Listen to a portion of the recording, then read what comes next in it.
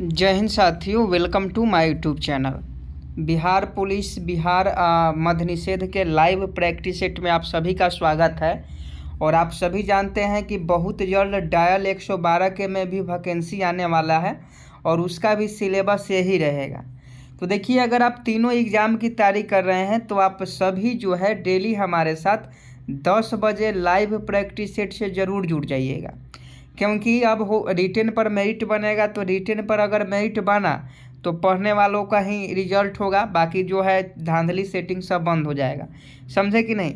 तो इसलिए जो लोग भी हैं वो पढ़ाई पर ध्यान दें और डेली हमारे साथ 10 बजे ज़रूर जुड़ जाएंगे। आज का पहला क्वेश्चन कि तेलंगाना राज्य की राजधानी कहाँ है? एक का सही जवाब बताएं। तेलंगाना राज्य की राजधानी कहाँ है? तो हैदराबाद आपका बिल्कुल राइट आंसर हो जाएगा। तेलंगाना राज्य की राजधानी हैदराबाद है। नेक्स्ट प्रश्न का सही जवाब बताएं 2 नंबर कि महात्मा गांधी ने भारत में पहली बार सत्याग्रह कहाँ किया था? फटाफट इस प्रश्न का सही जवाब बताएं। इस पर स्टार लगा लीजिएगा, बहुत इंपॉर्टेंट क्वेश्चन है कि महात्मा गांधी ने भारत में पहली बार सत्याग्रह कहाँ किया। फटाफट इस प्रश्न का सही जवाब बताएं। देखिए, अगर आप चंपारण बता रहे हैं तो आपका बिल्कुल राइट आंसर हो जाएगा। चंपारण में नील के खेती के विरुद्ध यानी 3 कठिया प्रथा के विरुद्ध 1917 में अपना सफल सत्याग्रह किया। तो इसका सही जवाब ऑप्शन सी चंपारण हो जाएगा। कमेंट बॉक्स में आप ये भी बताएं कि महात्मा गांधी को चंपारण बुलाने वाला व्यक्ति का नाम क्या था? किसने महात्मा गांधी को चंपारण आने का निमंत्रण दिया था? तो 2 का ऑप्शन सी हो जाएगा। और इस प्रश्न का सही जवाब कमेंट बॉक्स में बताएं कि किसने महात्मा गांधी को चंपारण बुलाया था। नेक्स्ट प्रश्न 3 का सही जवाब बताएं। इंद्रधनुष में सबसे ऊपरी भाग में कौन सा रंग होता है? 3 का सही जवाब बताएं। I am waiting for your answer कि इंद्रधनुष में सबसे ऊपरी भाग में कौन सा रंग होता है? देखिए, ऊपरी भाग में सबसे ऊपरी भाग में पूछा जा रहा है। तो इंद्रधनुष में 7 कलर होते हैं। आप सभी जानते हैं कि इंद्रधनुष में 7 कलर होते हैं। तो ये जो ऊपरी भाग होता है, ये ऊपरी भाग जो होता है लाल रंग का होता है। तो 3 का अगर आप ऑप्शन ए बता रहे हैं तो आपका बिल्कुल करेक्ट आंसर है। आगे देखिए, 4 नंबर की स्टैचू ऑफ लिबर्टी किस देश में है? फटाफट सही जवाब बताएं। और देखिए, कल 100 क्वेश्चन हम लोगों ने किया था। अगर 100 क्वेश्चन वाले आप प्रैक्टिस सेट नहीं लगाए हैं तो आप जाकर लगा लीजिएगा। एक सप्ताह में 100 क्वेश्चन का प्रैक्टिस सेट भी आपको देते रहेंगे ताकि आप एग्ज़ाम वाला फील आपको आ सके। तो 4 का सही जवाब बताएं कि स्टैचू ऑफ लिबर्टी किस देश में है? तो 4 का अगर आप ऑप्शन ए अमेरिका बता रहे हैं तो आपका बिल्कुल करेक्ट आंसर है। स्टैचू ऑफ लिबर्टी किस देश में है? तो अमेरिका में है। नेक्स्ट प्रश्न 5 का सही जवाब बताएं कि रामकृष्ण मिशन की स्थापना किसने की थी? फटाफट 5 का सही जवाब बताएंगे। I am waiting for your answer. और देखिए, शाम के 6 बजे वाला क्लास भी आपका शुरू हो गया है। तो आप सभी शाम में 6 बजे भी आइए। कल बहुत कम बच्चे आए हुए थे, तो आप सभी शाम को 6 बजे आइए। अगर आपको इस बार सिलेक्शन लेना है, 80+ स्कोर करना है, तो आप दोनों क्लास को अटेंड कीजिए। एग्ज़ाम में एकदम सभी क्वेश्चन क्लास से ही मिलेंगे। तो 5 का सही जवाब बताएं कि रामकृष्ण मिशन की स्थापना किसने की थी? ये क्वेश्चन ऑलरेडी पूछा गया है, तो स्वामी विवेकानंद आपका बिल्कुल सही हो जाएगा। रामकृष्ण मिशन की स्थापना किसने की थी? तो स्वामी विवेकानंद ने की थी। नेक्स्ट प्रश्न 6 का सही जवाब बताएं कि भारत और पाकिस्तान के बीच सीमा का निर्धारण कौन सी रेखा करती है?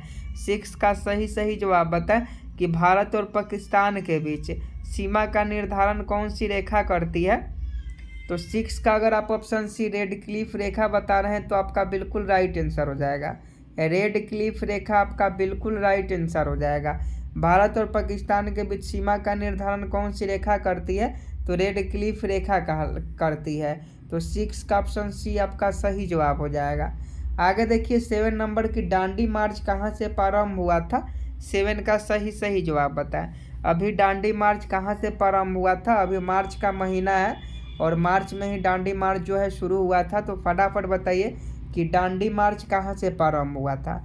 तो ये ऑप्शन देकर ही आप लोग सही बता दीजिएगा। सिवान होगा नहीं, चंपारण होगा नहीं, छपरा होगा नहीं। तो साबरमती आपका बिल्कुल राइट आंसर हो जाएगा। दांडी मार्च कहाँ से प्रारंभ हुआ था? तो साबरमती आश्रम से। आगे देखिए, सोना का रासायनिक संकेत क्या होता है? 8 का फटाफट सही जवाब बताएं और छाप दीजिए 8 का सही जवाब। तो ये आपका AU होता है। AU जो होता है वो सोना का रासायनिक सिंबल होता है। आगे देखिए, 9 नंबर की सैन्य शासन का व्यवहार प्रथम बार भारत में किसने किया था? छाप दीजिए इस प्रश्न का सही जवाब क्या होगा कि सैन्य शासन। क्वेश्चन ध्यान से पढ़िएगा, सैन्य शासन का व्यवहार प्रथम बार भारत में किसने किया था? तो 9 का छाप दीजिए। देखिए, अगर मराठों के द्वारा बता रहे हैं तो आपका बिल्कुल राइट आंसर है। मराठों ने सैन्य शासन का व्यवहार प्रथम बार भारत में किया था।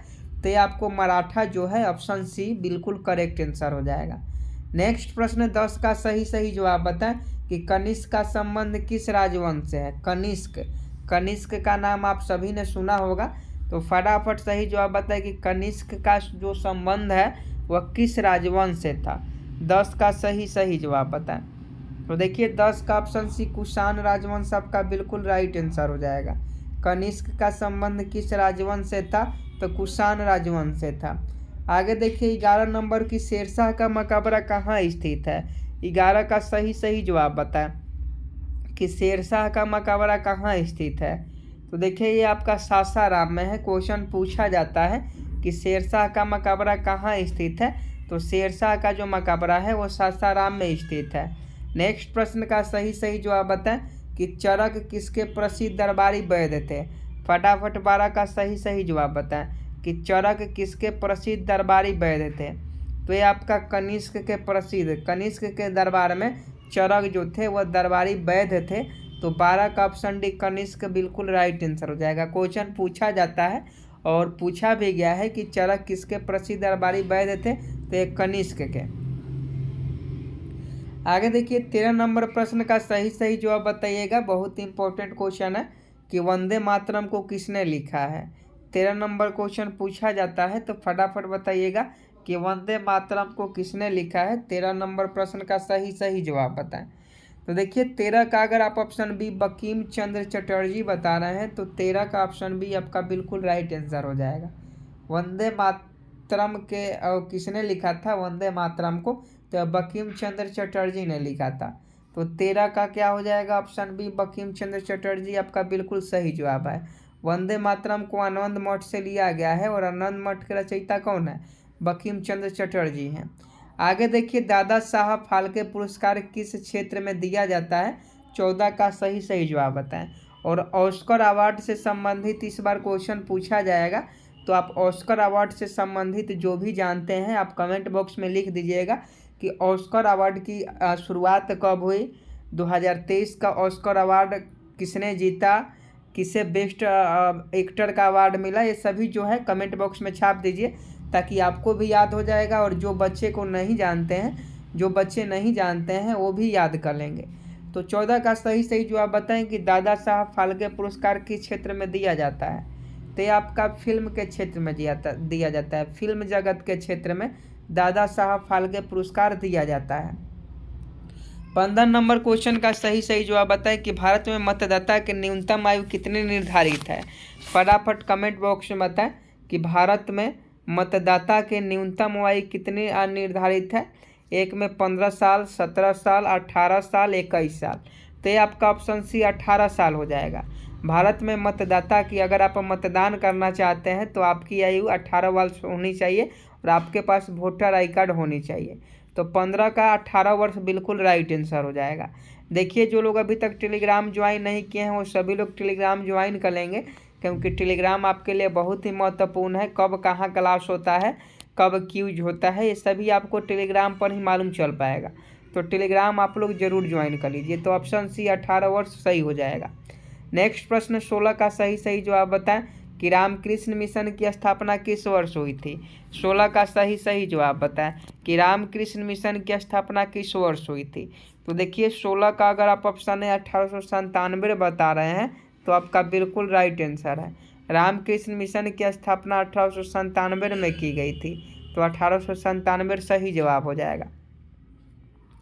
आगे देखिए 17 नंबर की संपत्ति के अधिकार को मौलिक अधिकारों की सूची से किस संविधान संशोधन के द्वारा हटाया गया। 17 का सही जवाब बताएं कि संपत्ति के अधिकार को मौलिक अधिकारों की सूची से किस संविधान संशोधन के द्वारा हटाया गया। तो ये आपका 44वां संविधान संशोधन है। संपत्ति के अधिकार को मौलिक अधिकार से कब हटाया गया, तो 44वां संविधान संशोधन के तहत। क्वेश्चन पूछता है, याद रखिएगा, 44वां संविधान संशोधन के तहत संपत्ति के अधिकार को मौलिक अधिकार से हटा दिया गया। नेक्स्ट प्रश्न का सही जवाब बताएं, श्रीनगर किस नदी के तट पर स्थित है। 18 नंबर प्रश्न का सही जवाब बताएं कि श्रीनगर किस नदी के तट पर स्थित है। तो ये आपका झेलम नदी के तट पर स्थित है। श्रीनगर किस नदी के तट पर स्थित है, तो झेलम नदी के तट पर स्थित है। आगे देखिए 19 नंबर की हवाई जहाज का निर्माण किसने किया था। फटाफट 19 का सही जवाब बताएं कि हवाई जहाज का निर्माण किसने किया था।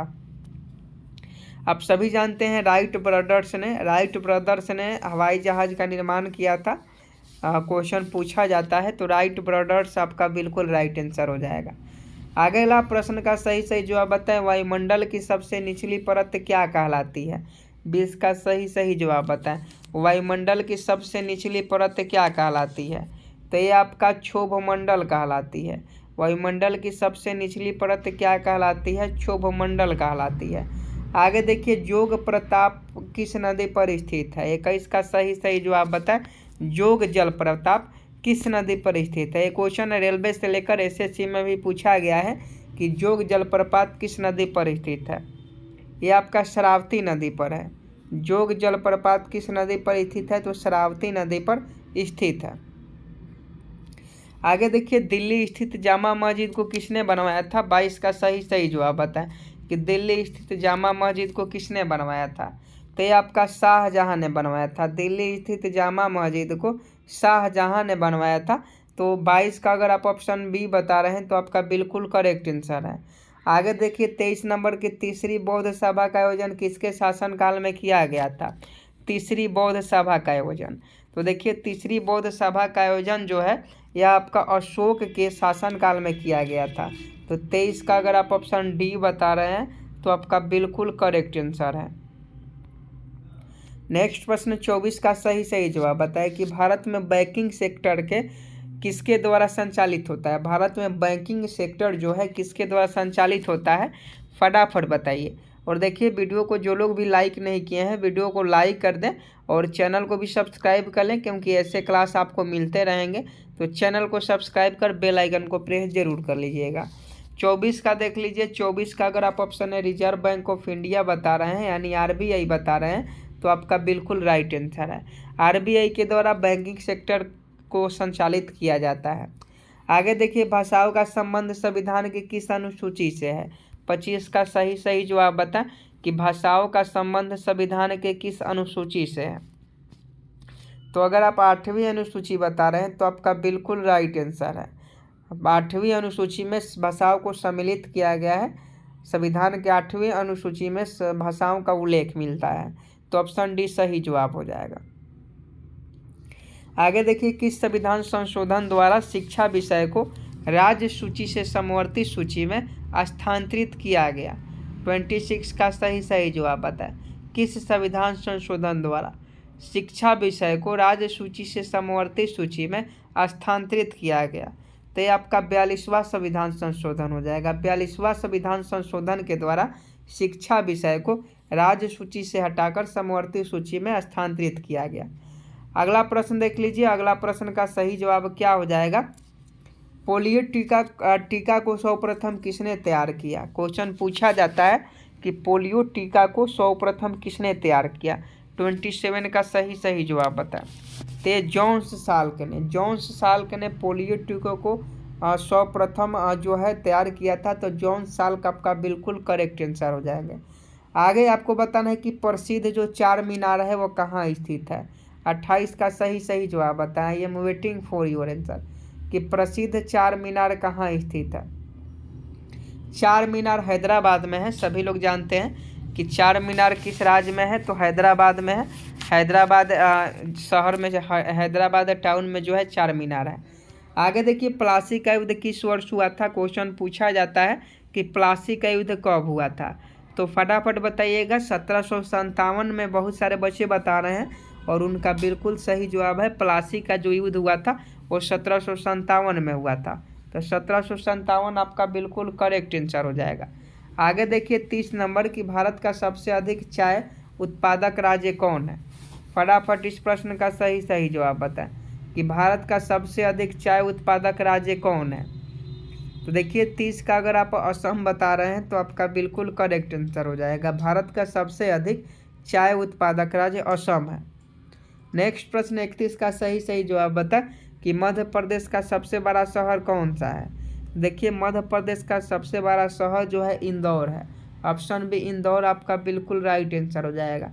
स्वच्छता में भारत में नंबर 1 पर है इंदौर शहर, तो ऑप्शन बी सही जवाब हो जाएगा। आगे देखिए बृहदेश्वर मंदिर कहाँ स्थित है, कमेंट बॉक्स में छाप दीजिए कि बृहदेश्वर मंदिर कहाँ स्थित है। तो बृहदेश्वर मंदिर की हम लोग बात करें तो ये तंजौर में स्थित है। तंजौर में बृहदेश्वर मंदिर कहाँ स्थित है, तंजौर में। आगे देखिए भारत के मुख्य न्यायाधीश को उनके पद की शपथ कौन दिलाता है। कतई जहर प्रश्न है और उम्मीद है कि आप इस प्रश्न का सही जवाब बता पाएंगे कि भारत के मुख्य न्यायाधीश को उनके पद की शपथ कौन दिलाता है। तो देखिए राष्ट्रपति दिलाता है। भारत के मुख्य न्यायाधीश को उनके पद की शपथ राष्ट्रपति दिलाता है। तो 33 का ऑप्शन भी सही जवाब हो जाएगा। आगे देखिए ब्लड कैंसर को किस अन्य नाम से जाना जाता है। 34 का सही जवाब बताएं कि ब्लड कैंसर को किस अन्य नाम से जाना जाता है। तो ल्यूकेमिया के नाम से जाना जाता है। एनीमिया दूसरा होता है, तो ब्लड कैंसर को ल्यूकीमिया कहा जाता है, एनीमिया नहीं कहा जाता है। ल्यूकेमिया आपका बिल्कुल सही जवाब है। इलेक्ट्रॉन की खोज किसने की थी, तो इसका तो ट्रिक भी बताए थे कि ईंट पर नाच। ईंट पर नाच आप लोग याद रखिएगा तो ये याद रहेगा। तो इलेक्ट्रॉन की खोज जो था जे थॉमसन के द्वारा किया गया था। आगे देखिए 36 नंबर कौन सा अनुच्छेद हिंदी को भारत की आधिकारिक भाषा घोषित करता है। तो देखिए ये क्वेश्चन जो है बहुत इंपॉर्टेंट है, क्योंकि अभी तमिलनाडु में जो वायरल हुआ था उसी से रिलेटेड है। तो ये क्वेश्चन आपके एग्जाम में पूछा जा सकता है कि कौन सा अनुच्छेद हिंदी को भारत की आधिकारिक भाषा घोषित करता है। तो ये आपका अनुच्छेद 343 है। भारत का आधिकारिक यानी ऑफिशियल लैंग्वेज हिंदी है। भले ही कोई तमिल में बात करे या भोजपुरी में बात करे या इंग्लिश में बात करे वो अलग है, लेकिन भारत की जो अनुच्छेद कहता है, अनुच्छेद 343 जो कहता है कि हिंदी ऑफिशियल लैंग्वेज है इंडिया की।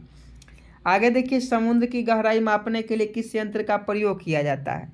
तो फटाफट 37 का सही जवाब बताएं कि समुद्र की गहराई मापने के लिए किस यंत्र का प्रयोग किया जाता है। तो ये आपका फैदोमीटर का प्रयोग किया जाता है। समुद्र की गहराई मापने के लिए फैदोमीटर का प्रयोग किया जाता है। आगे देखिए एयरफोर्स 1 जहाज में कौन करता है। एयरफोर्स 1 जहाज में कौन यात्रा करता है। तो एयरफोर्स 1 जहाज में जो है वह आपका अमेरिका के राष्ट्रपति यात्रा करते हैं। एयरफोर्स 1 जहाज में कौन यात्रा करता है, अमेरिका के राष्ट्रपति। आगे देखिए रामचरितमानस के लेखक कौन है। रामचरितमानस भी बहुत इंपॉर्टेंट है, क्योंकि जो बिहार के शिक्षा मंत्री हैं वो रामचरितमानस को लेकर हमेशा जो है न्यूज में बने रहते हैं। तो रामचरितमानस के लेखक कौन है, तो ये आपका तुलसीदास है, याद रखिएगा। आगे देखिए फतेहपुर सीकरी का निर्माण किसने करवाया था। 40 का सही जवाब बता। फतेहपुर सीकरी का निर्माण किसने करवाया था, तो ये अकबर के द्वारा करवाया गया था फतेहपुर सीकरी का निर्माण। आज का लास्ट प्रश्न है, होमवर्क का है कि भारतीय उष्णकटिबंधीय मौसम संस्था कहाँ स्थित है। भारतीय उष्णकटिबंधीय मौसम संस्था कहाँ स्थित है, ये आपका होमवर्क का क्वेश्चन है। और जितने भी आप लोग देख रहे हैं इस क्लास को, वो सभी इस प्रश्न का सही जवाब होमवर्क में करके आएंगे, कमेंट बॉक्स में बताएंगे। और 41 क्वेश्चन में से आपके कितने क्वेश्चन सही हुए आप कमेंट बॉक्स में ज़रूर बताएं। उम्मीद है आप चैनल को सब्सक्राइब कर बेल आइकन को प्रेस कर दिए होंगे। हमारा यह छोटा सा प्रयास कैसा लगा कमेंट बॉक्स में बताएं। जय हिंद, जय भारत।